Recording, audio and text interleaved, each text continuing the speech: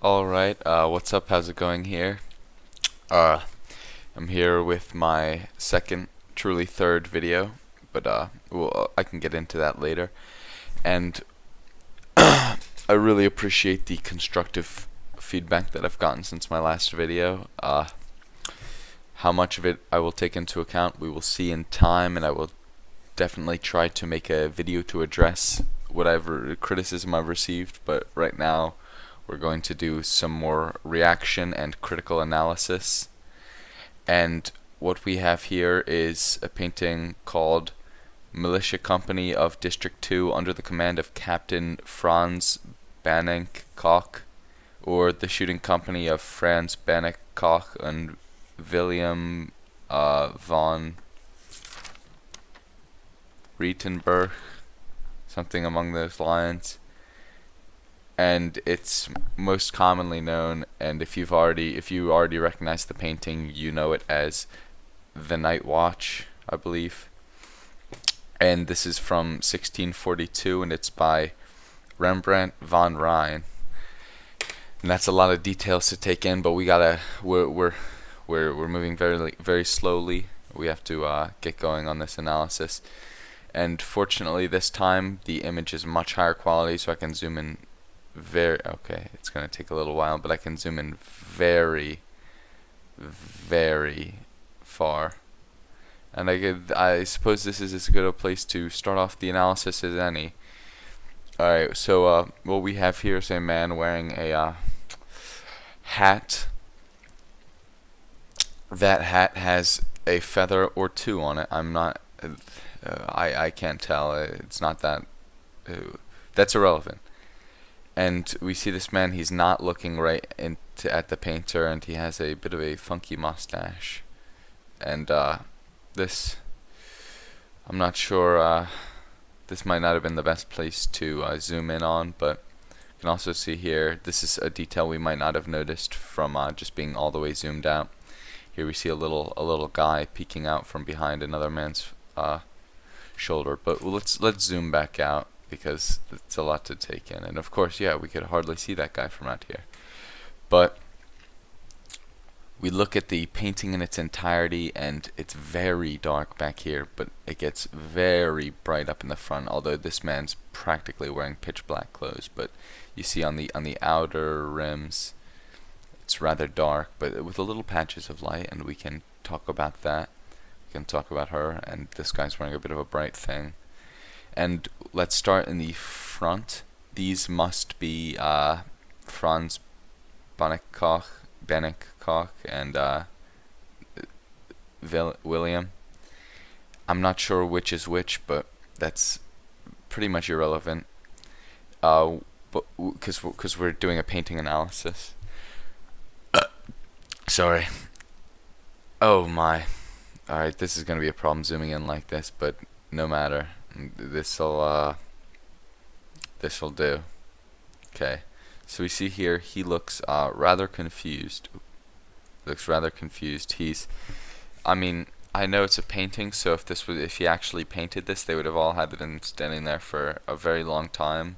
So I'm sure the confused look would have left his face sometime during that time. But this is the look we're going for. This man is it might be that he is surrounded by such a large crowd, because if we zoom back out again, this is going to take forever. We zoom back out again, we see there are a ton of people in here, and he's sort of leading the way talking to this guy, but he might just be trying to explain something to this other guy. And now this is a from the Baroque period, and that's the extent of what I know about that. But it's also a part of the Dutch Golden Age, I believe. I've been led to believe, which is something of a combination between Baroque and realist styles. But I kind of know what realism is, but I don't know what Baroque is. So we're just going to keep on going on with this analysis of this painting. And we see looking up tall, we can see sort of the tops of some spearheads here. So we know, this being 1642, not absolutely everybody could afford the best guns, so spears would still be in use. And even though this is probably some sort of castle, although it could easily also be a fort, because we see these very high vaulted ceilings, and this man that we zoomed in on at the very beginning is holding up a flag that I've got to assume is something Dutch, being that's where something from the Netherlands, being as that's where Rembrandt is from. And let's take a look here, see if we can read some of the text on this. Okay, we can read it, but we can't understand it, which is that's fine. But you see this attention to detail here. I mean, not that this is some super small detail. This canvas is actually about, I think, 12 by 14 feet, and I think that's after it was cut down. So this is a huge canvas, and from what I understand, Rembrandt was paid a lot of money to make this. So even if we have to zoom in this far to see it, it might look exactly like this, just a little bit more clear in real life were you to look at the painting, and I'm sure there'd be something interesting to glean from it if you could speak Dutch. I've got to assume that this is a list of names, because you see, I think that might say sergeant, in which case this would be English, so I'm going to assume it's actually a last name and not a title. Nope, that might say captain. Okay, well that's nothing to worry about too much. But okay, so we're going around at the top, and you see it's very dark right here, but you can still see the details, which is probably the ability to do that is what makes somebody a master of painting. Just pretty much drawing with just about dark brown to the point of being black paint, and still having details being made out. That's nice.